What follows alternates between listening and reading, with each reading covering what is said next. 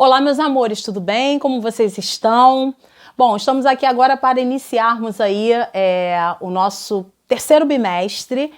E aí o nosso assunto aí agora, né, em literatura é o realismo. Então nós temos agora um período que vai justamente de encontro ao período anterior, que foi o romantismo. Então nós temos aí ideias totalmente diferentes, pensamentos totalmente diferentes e automaticamente uma literatura e uma arte mais voltada para a realidade, daí o nome realismo. Bom, vamos lá então entender o que foi esse movimento, como ele funcionou, quais eram as suas características. Vamos lá, gente? Bom, queridos, vamos lá então entender o que foi o realismo, né? Volto a falar, um movimento então que vai de encontro a todas aquelas características que nós vimos aí no romantismo, aquela ideia, né?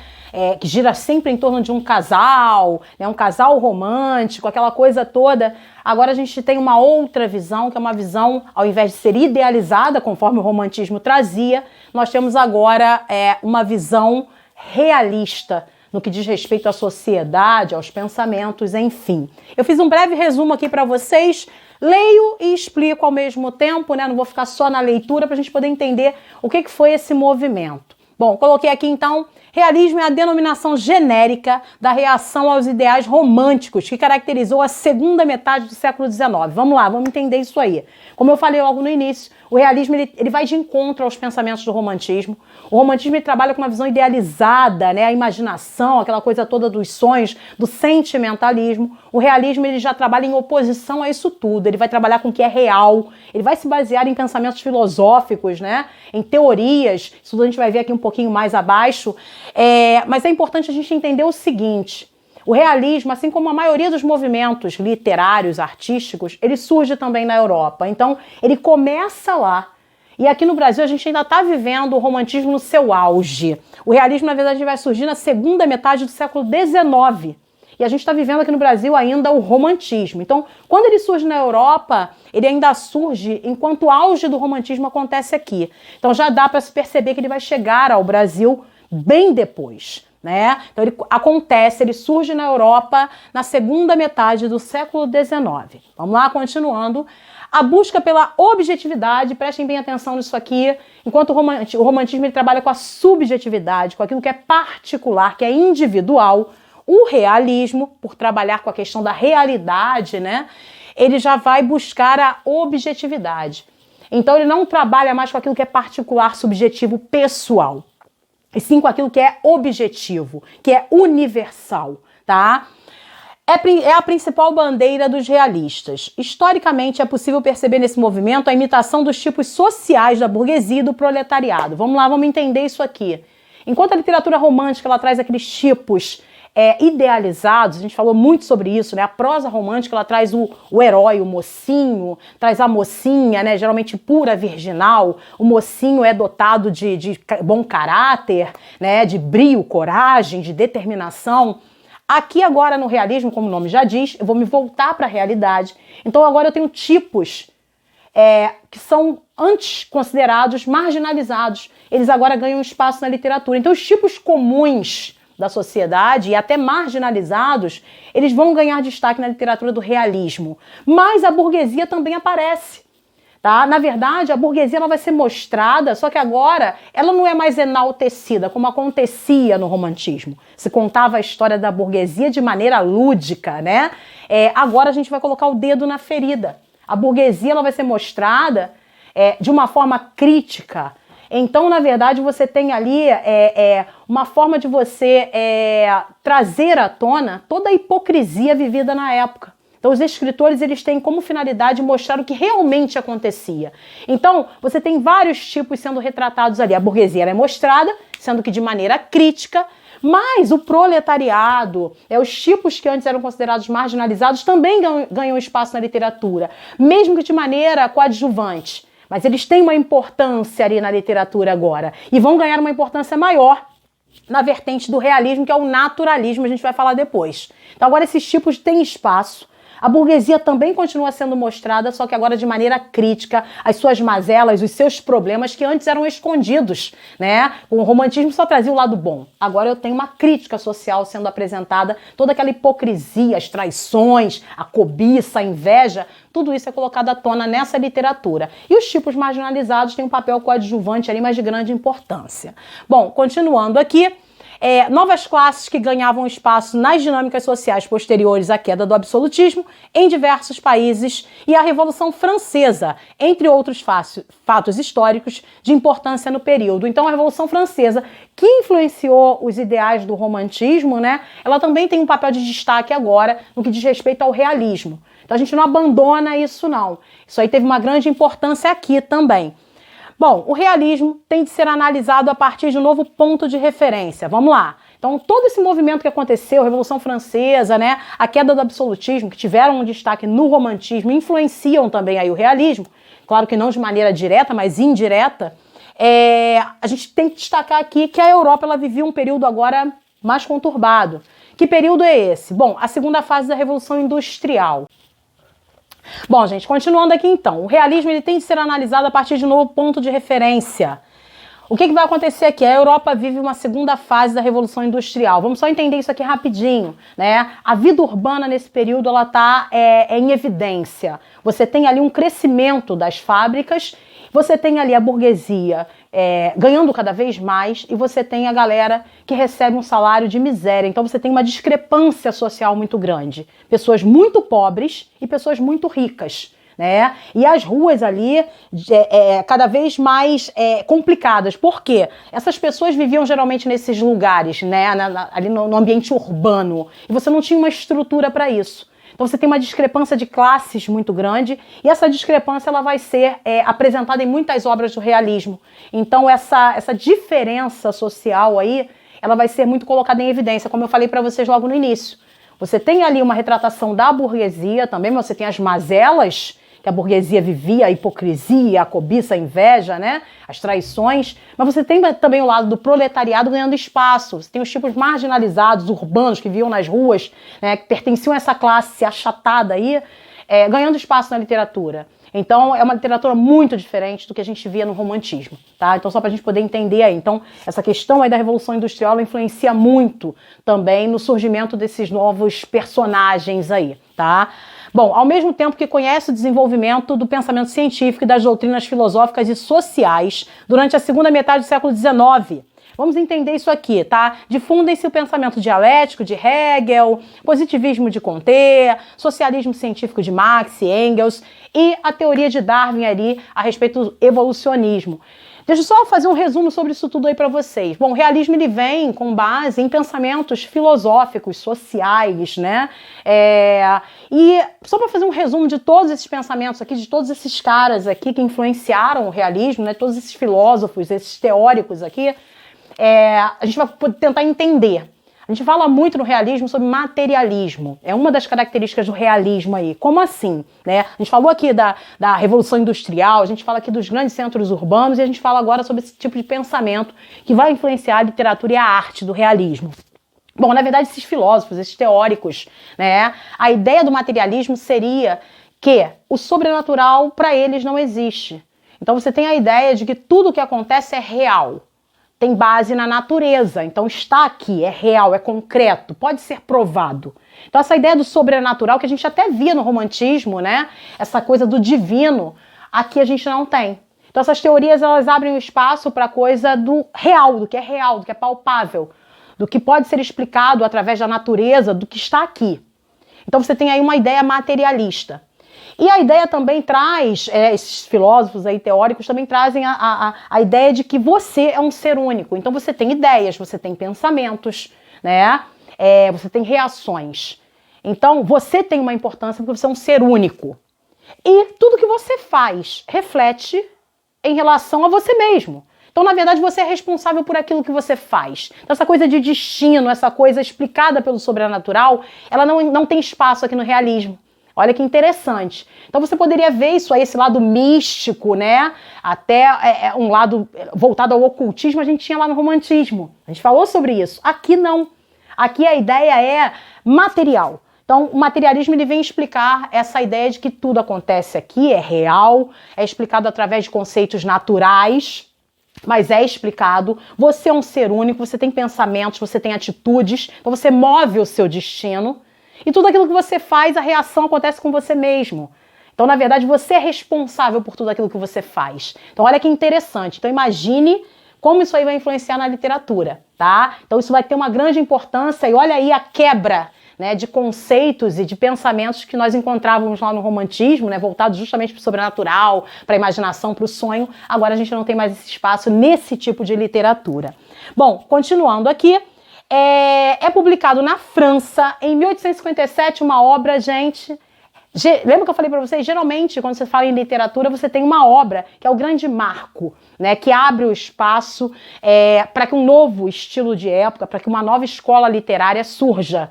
E isso acontece aqui também com o realismo. Todos esses pensamentos filosóficos, todos esses conceitos históricos aqui sociais, eles vão influenciar o realismo, mas a gente vai perceber isso com a publicação de uma obra. E essa obra, ela é publicada em 1857 na França, por um cara chamado Gustave Flaubert. Essa obra é uma obra chamada Madame Bovary. Nossa, essa obra ela foi um grande marco do realismo universal. Por quê? Reparem no ano, em 1857, aqui no Brasil a gente vivia ainda o auge do romantismo. Isso aqui a gente está falando de Europa, né? França. Madame Bovary é uma história maravilhosa, mas que foi um dedo na ferida, né, da sociedade burguesa da época. Por quê? Na verdade, é a história de uma menina, né, de uma moça chamada Emma, que vive no interior, né, e ela lia muito. Então ela tinha um desejo de viver tudo que ela lia naqueles romances, aquelas paixões arrebatadoras e tal. Só que ela era uma menina que vivia no interior. Só para resumir, para a gente poder entender, ela acaba se casando com um rapaz que também é do interior, só que ele vai estudar medicina, né? Ele se torna médico, e ela se casa com ele. Só que ela nutria na cabeça dela, ela tinha grandes ambições, por conta das leituras, né? Ela nutria a ideia de que ela viveria um grande amor, um grande romance, uma paixão avassaladora, aquelas coisas todas que ela tinha em mente através das suas leituras. Só que ela se casa com ele, eles saem do campo, vão viver na cidade, só que o casamento dela vive de uma maneira bem tradicional, bem morna, né? E aí isso a incomoda. E ela acaba tendo uma filha com esse rapaz, e nem assim ela sai daquele pensamento que ela nutria de viver uma paixão avassaladora. Resumindo tudo, ela se sente insatisfeita no casamento, ela é infeliz e ela acaba arrumando vários amantes. Então imagine essa história na época, né? A gente está saindo do romantismo, entrando agora num novo período, né, que tem pensamentos filosóficos, que tem uma outra forma de visão das coisas, e isso aí é um dedo na ferida, você vai falar de traição, né? Então, numa literatura, isso é complicadíssimo. Então, a Emma Bovary, ela vai acabar traindo o seu marido várias vezes e ela se afunda em dívidas por conta disso, para sustentar os seus amantes. É uma obra, assim, bem marcante, bem cheia ela é dividida por partes, assim, e cada parte vai trazendo uma ideia gradativa, né, de tensão. E eu não quero dar spoiler, mas ela tem um fim, assim,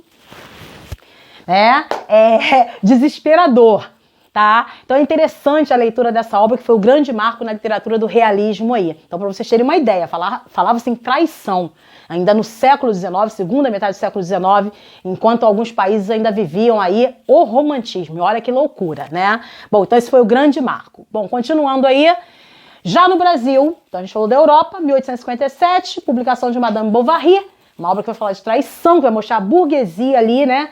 E a sua hipocrisia, enfim, através de uma personagem insatisfeita no seu casamento. A gente tem aqui no Brasil, 1881, como marco do realismo. Olha só, quanto tempo depois, né?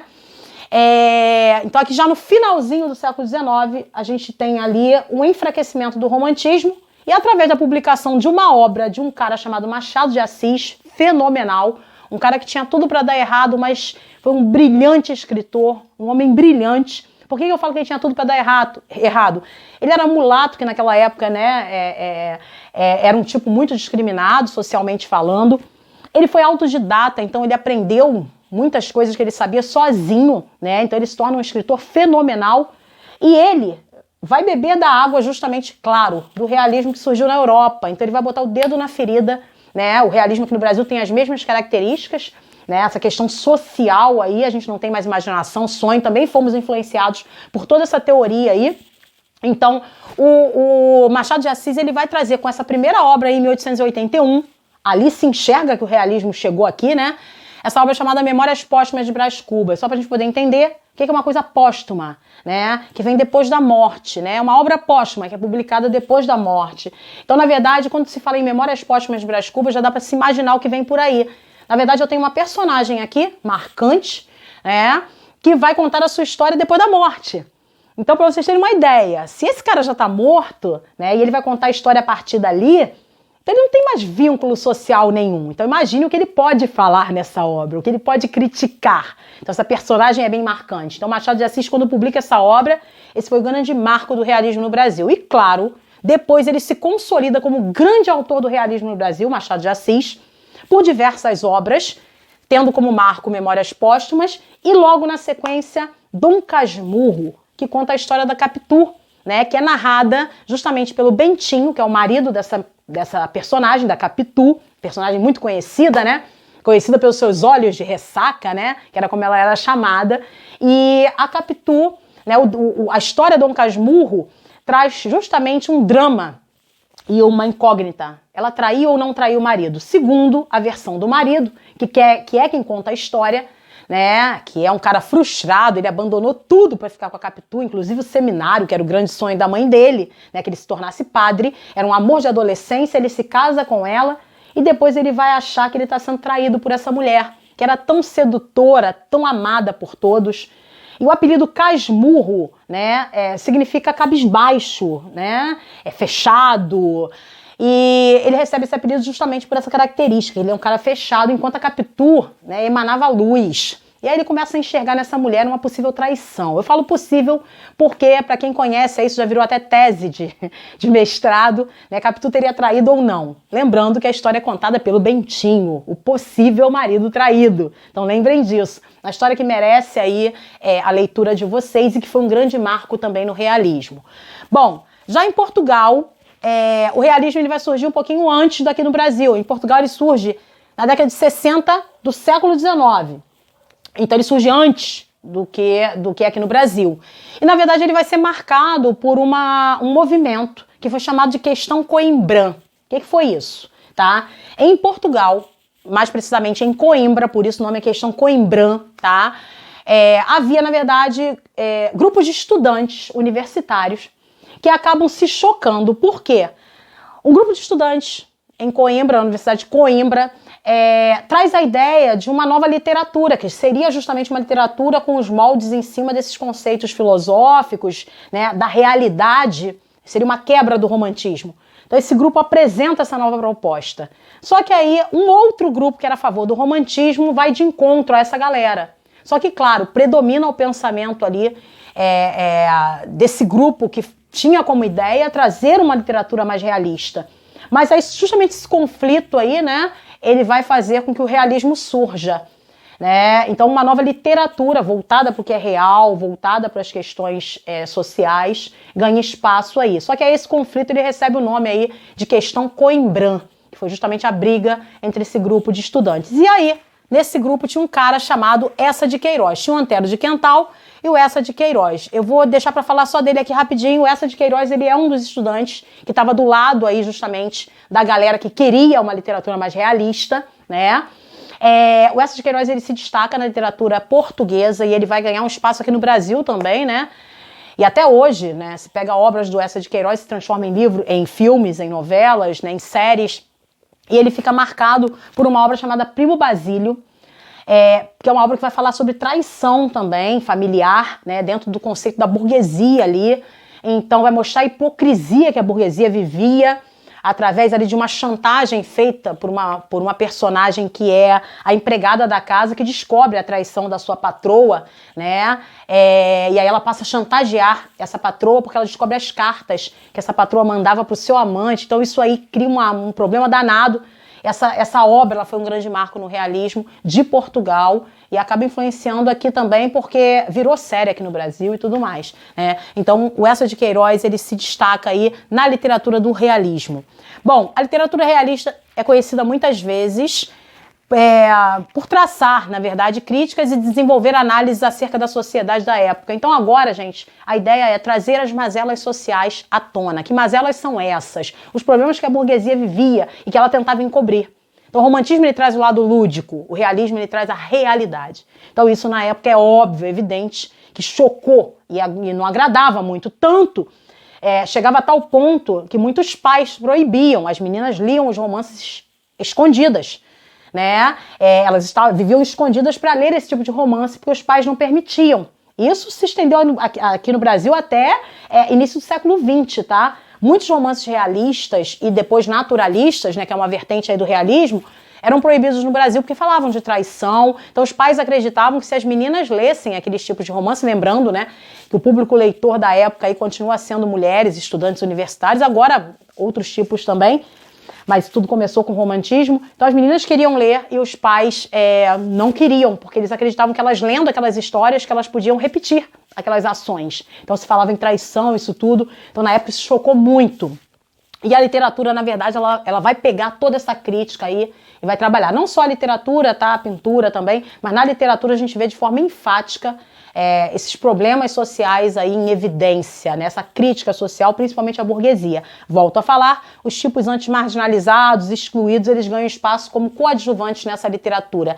Coadjuvantes, mas com uma importância ali, né? Para trazer, às vezes, uma novidade, uma situação extrema. Então, esses tipos, eles também ganham espaço. Então, você tem ali proletariado, você tem ali a burguesia, os dois ali dentro desse contexto da literatura desse período. Bom, em oposição ao romantismo, os autores realistas buscaram representar o mundo sob uma ótica mais racional, objetiva e impessoal, ou seja, justamente o oposto aí do que nós víamos. Bom, próximo item aí então, virando aqui o próximo item, principais características do realismo. Então a gente já entendeu como o realismo surge, qual foi a primeira obra publicada na Europa, nós entendemos como ele surge em Portugal, nós entendemos como ele vem aqui para o Brasil, ele marca o Brasil já no final do século XIX, com a publicação da obra Memórias Póstumas. Machado de Assis é o grande destaque, entre outros, mas ele é o grande destaque.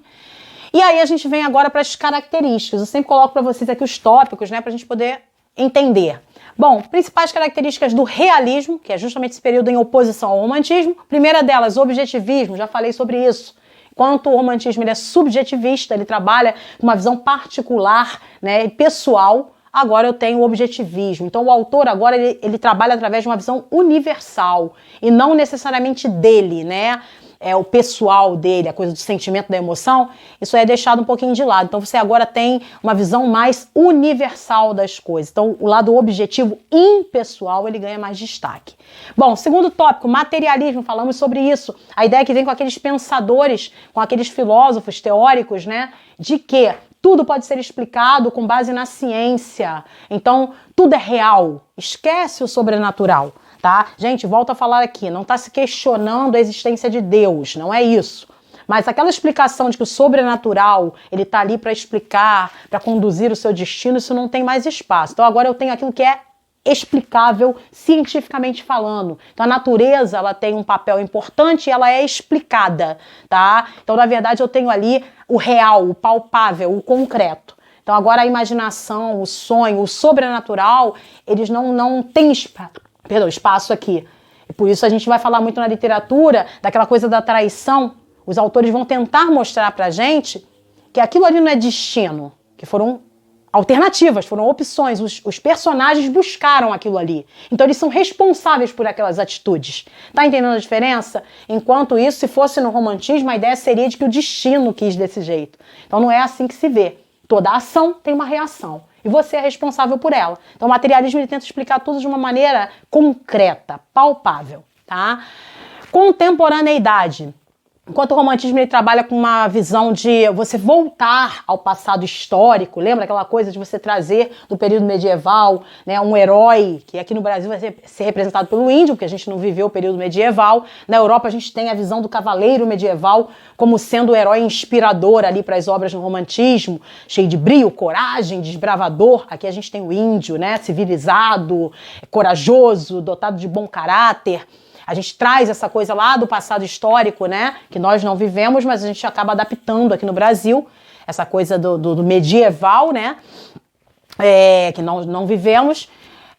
o realismo ele trabalha com a contemporaneidade, ou seja, aquilo que é presente, que é atual. Então você não tem muito esse retorno a passado, não. Se isso acontece na literatura, é muitas vezes para lembrar uma atitude da personagem, mas não um passado tão distante, tá? Então isso não acontece, não. A literatura realista é mais voltada naquilo que é atual, tá? Que é contemporâneo.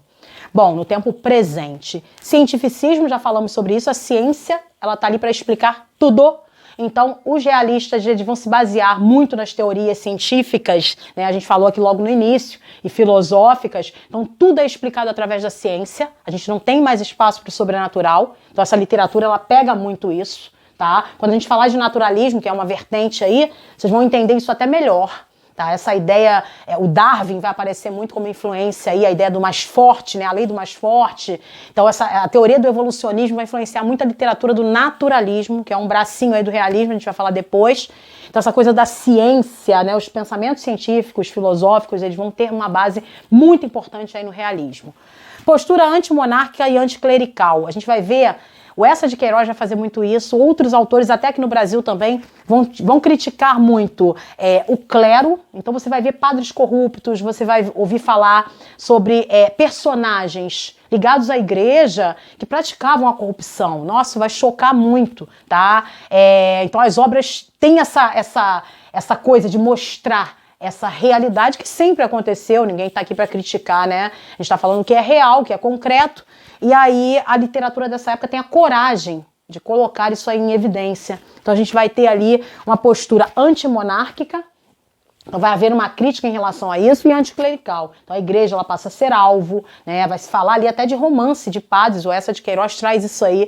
Então tem muita situação ali que vai chocar a sociedade recém-saída do romantismo. Análise psicológica e crítica da sociedade. Agora a literatura ela é muito descritiva. A literatura do realismo ela descreve com riqueza de detalhes. Então, as personagens do realismo e do naturalismo também, que é a vertente que a gente vai ver depois, elas têm um perfil psicológico muito detalhado nas obras. Então você tem ali personagens com características psicológicas muito marcantes, tá? E essas características vão ser analisadas na obra. E a própria obra em si, ela é descritiva. Então você vai ver ali a descrição às vezes de ambiente, tudo é muito detalhado, para que as pessoas pudessem quase que vivenciar aquilo ali. Então o realismo ele também está ligado a isso, né? A essa coisa da realidade, é como se você estivesse vivendo aquilo ali. Então às vezes uma cena dentro do livro ela é retratada de uma maneira tão minuciosa que parece que você está ali dentro. Uma personagem ela é tão destacada, o seu psicológico é tão destacado que você consegue às vezes enxergar o pensamento dela através dessa análise que é feita na literatura, né, de detalhes psicológicos ali. Então é tudo muito interessante, é tudo muito descritivo, tá? E crítica da sociedade, é óbvio, a sociedade, principalmente a burguesia, evidente, vai ser muito criticada. Ela vai ser mostrada, mas não daquela maneira lúdica, né, idealizada como no romantismo, tá? Bom, continuando aí, a gente já tá fechando, então, vamos lá. Fechamos. Na verdade, eu destaquei só algumas características para vocês, que às vezes eu detalho mais, mas eu já acabei falando, né, ao longo da aula. Amores, esse então é o realismo, um período que justamente vai de encontro ao romantismo. A gente vai falar depois mais sobre isso, é óbvio, vamos exercitar. E depois vamos falar do naturalismo, e aí a gente vai juntar os dois, que na verdade eles são muito parecidos, né? O naturalismo ele tem as suas características particulares, mas ele tem muito, por ele ser um braço do realismo aí, né? Ele tem muitas características do realismo também, e tem as suas particulares, então a gente vai detalhar isso aí para vocês entenderem melhor. Espero ter ajudado. Fiquem com Deus, um abração para vocês.